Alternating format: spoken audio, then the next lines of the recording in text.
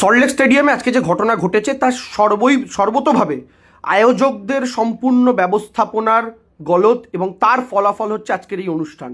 এই ঘটনার সঙ্গে তৃণমূল কংগ্রেস কিংবা রাজ্য সরকারের কোনো যোগাযোগ নেই।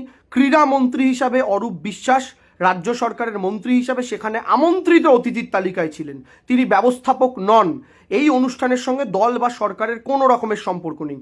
দ্বিতীয় বক্তব্য, এটা ফিফা অনুমোদিত একটি স্টেডিয়াম, এখানে এর আগে বহু অনুষ্ঠান হয়েছে। এমনকি 2012 এবং 2014 সালে কলকাতা নাইট রাইডার যখন IPL জেতে তখন রাজ্য সরকারের ব্যবস্থাপনায় সুন্দরভাবে অনুষ্ঠান হয়, যেখানে শাহরুখ খান থেকে শুরু করে বিভিন্ন সেলিব্রিটিস, জুই চাওলা থেকে শুরু করে সমস্ত ক্রিকেট স্টাররা উপস্থিত ছিলেন, কিন্তু কোনো রকমের বিশৃঙ্খলা দেখা যায়নি 2012-14 সালে। কিন্তু আজকে আমরা দেখতে পেলাম যে গেরুয়া পতাকা নিয়ে মুখে জয় শ্রীরাম স্লোগান দিয়ে একদল মানুষ সেখানে জিনিসপত্র ভাঙচুর করছেন। দেখুন, প্রচুর মানুষ ছিল, প্রত্যেকে কিন্তু ভাঙচুরের সঙ্গে যুক্ত নন। ক্ষোভ ছিল, কারণ স্বাভাবিকভাবে আয়োজকরা যে ব্যবস্থাপনার গলদ করেছেন তাতে ক্ষোভ হওয়াটাই স্বাভাবিক।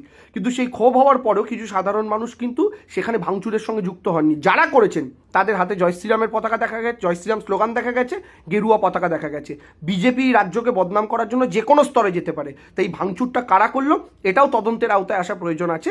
এবং মাননীয় মুখ্যমন্ত্রী ইতিমধ্যেই গোটা ঘটনাটা নিয়ে দুঃখ প্রকাশ করেছেন ক্রীড়াপ্রেমীদের কাছে, মেসির কাছে স্বয়ং, এবং তিনি একটা তদন্তেরও নির্দেশ দিয়েছেন।